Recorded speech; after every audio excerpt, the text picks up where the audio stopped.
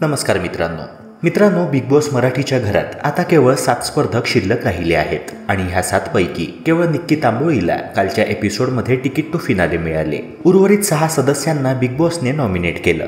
6 सदस्यांपैकी 2 grand finale पूर्वी घरी जाणार हे निश्चित आहे। तेव्हा कोण असणार ते सदस्य जाणून घेऊया आजच्या ह्या व्हिडिओद्वारे। तत्पूर्वी जर तुम्ही आपल्या YouTube चॅनलवर नवे असाल तर व्हिडिओला लाईक करून चॅनलला सबस्क्राईब करायला विसरू नका, जेणेकरून असेच लेटेस्ट अपडेट्स वेळेवर तुम्हाला मिळत राहतील। मित्रांनो, नुकतेच ओपनिंग वोटिंग ट्रेंड्स पुढे आले आहेत आणि नेहमीप्रमाणेच सूरजने आता देखील वोटिंगमध्ये आपले वर्चस्व राखत पहिला क्रमांक पटकावला आहे। सूरजला प्रेक्षक भरभरून पाठिंबा देत आहेत। 50%हूनही अधिक मते एकट्या सूरजला मिळाली आहेत। मित्रांनो, लेटेस्ट वोटिंग ट्रेंडनुसार आता नंबर 2 ह्या पोझिशनवर अभिजित सावंत पोहोचला आहे।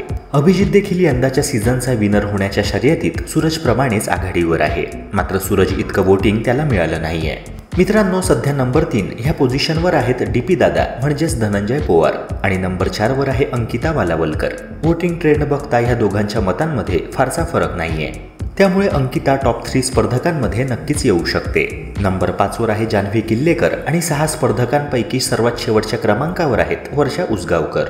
त्यामुळे जर बिग बॉसने प्रेक्षकांच्या मताला किंमत देत योग्य निर्णय घेतला तर वर्षाताई आणि जान्हवीला घर सोडावे लागणार हे निश्चित आहे। पण जर नेहमीप्रमाणे अनफेअर असा काही डिसिजन बिग बॉस तर्फे देण्यात आला तर ह्या दोघींना सेफ करून डीपी दादा तसेच अंकिता वालावलकर ह्या 2 सदस्यांना हा शो सोडावा लागू शकतो। मित्रांनो, वोटिंग जरी कमी असलं तरी वर्षाताई टॉप 5 मध्ये एनीहाऊ पोहोचणार असे मॅक्झिमम चान्सेस आहेत। शिवाय मीडिया रिपोर्ट्सने देखील ह्या वृत्ताला दुजोरा दिला आहे। मित्रांनो, वर्षाताई उसगावकर टॉप 5 मध्ये असाव्या की नाही, तुमचे मत कमेंट सेक्शनद्वारे नक्की कळवा। तसेच या व्हिडिओला लाईक करून चॅनलला सबस्क्राईब करायला विसरू नका। भेटूया पुन्हा एका नव्या व्हिडिओसह। जय हिंद, जय महाराष्ट्र।